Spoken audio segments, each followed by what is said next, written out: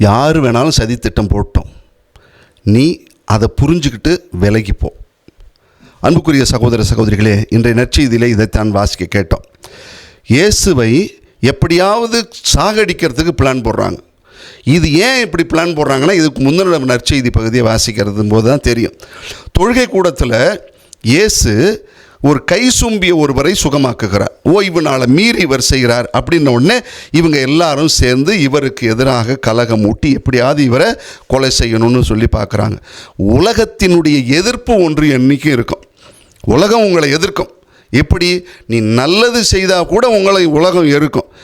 நன்மை செய்யும்போது கூட எதிர்ப்பு வரும். ஏன்? இதை எதிர்ப்பதுக்கு ஒரு கூட்டமே இருக்கும் என்றைக்குமே. ஆனால் இயேசு என்ன பண்ணார் தெரியுமா? அந்த இடத்தை விட்டு விலகி போகிறார். அங்கே நாம் உடனே யோசிக்கக்கூடாது, ஆஹா இயேசுநாதர் சாமி தோத்துவிட்டார், அவர் பலவீனம் அடைஞ்சிட்டார், அப்படி இல்லை. இதெல்லாம் ஞானம், விவேகம், தெய்வீக ஞானம்னு சொல்லுவாங்க. அந்த தெய்வீக ஞானத்தோடு இவர் நன்மை செய்கிறது நிறுத்தலை. இந்த இடத்த விட்டு வேறு இடமா போய் அவர் தன்னுடைய பணியை செஞ்சுக்கிட்டு தான் இருந்தார். அன்புக்குரியவர்களே, 1950, 60களில் இந்தியாவில் மத்திய பிரதேசம், ராஜஸ்தான் இந்த பகுதிகளில் எல்லையில் உள்ள சம்பல் பள்ளத்தாக்குன்னு ஒரு இடம் இருக்குது.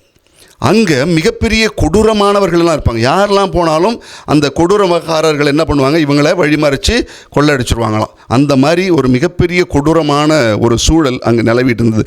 கொள்ளையர்கள் எல்லாம் அங்கே இருந்தாங்களாம். அந்த இடத்திற்கு அவர்களை எப்படியாவது மனமாற்றம் செய்யணும் அப்படின்னு சொல்லி மகாத்மா காந்தியினுடைய முதல் சீடரான வினோபா பாவா அவர் என்ன பண்ணார், தன்னுடைய சீடர்கள் இன்னும் கொஞ்சம் பேரை சேர்த்துக்கிட்டு அவர்களை போய் மாற்ற போகிறேன் அப்படின்னு முயற்சி செய்கிறார். ஏற்கனவே காவல்துறையும் இராணுவமும் மிகப்பெரிய அளவில் போராடி கொண்டிருக்கிறது அவர்களை சரி பண்ணுவதற்காக. இந்த நேரத்தில் இவங்கெல்லாம் சேர்ந்து அவங்ககிட்ட என்ன சொல்கிறாங்க, இது வேண்டாம், உங்களுக்கு நல்லா இருக்காது, அங்கே போனால் உங்களெல்லாம் சாகடிச்சிருவாங்க, உங்கள் நிறுவனத்தை கூட அமைதியாக இருக்க விட மாட்டாங்க, எல்லாத்தையும் கொண்டுடுவாங்க, பார்த்துங்க, வேண்டாம் வேண்டான்னு சொல்லியிருக்காங்க. இவர் என்ன பண்ணியிருக்காங்க, சீடர்களோடு போகிறாங்க. 1960 போய் அவங்கள்ட்ட போகும்பொழுது அவங்கள்ட்ட சண்டைலாம் போடலை, ஒதுங்கி போகிறாங்க. ஒதுங்கி போய் அவர்களை சந்திக்கிற ஏற்றுக்கொள்கிற மனநிலையோடு யாரெல்லாம் இருக்கிறாங்களோ அவங்கள்ட்டெல்லாம் போய் ஒரு மிகப்பெரிய ஒரு திட்டத்தை இயக்கத்தை அறிமுகப்படுத்துகிறாங்க.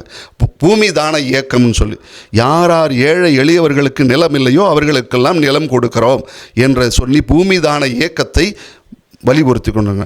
அதில் மிகப்பெரிய முக்கியமான இந்த கொள்ளையர்களெல்லாம் இந்த விஷயத்தை பார்த்துட்டு அவர்கிட்ட கொண்டாந்து தன்னுடைய போராட்ட கருவிகளெல்லாம் போட்டுட்டு மன்னிப்பு கேட்டுட்டு போனாங்கன்னு சொல்லி ஒரு மிகப்பெரிய அளவில் மிகப்பெரிய மாற்றத்தை உண்டாக்குனாரு அப்படின்னு சொல்லுவாங்க. நம்ம வாழ்க்கையில் வரும் எதிர்ப்புகள், அதோடு நம்ம சண்டை போட்டுட்டு இருக்கிறதுக்கெலாம் நமக்கு நேரம் இல்லை.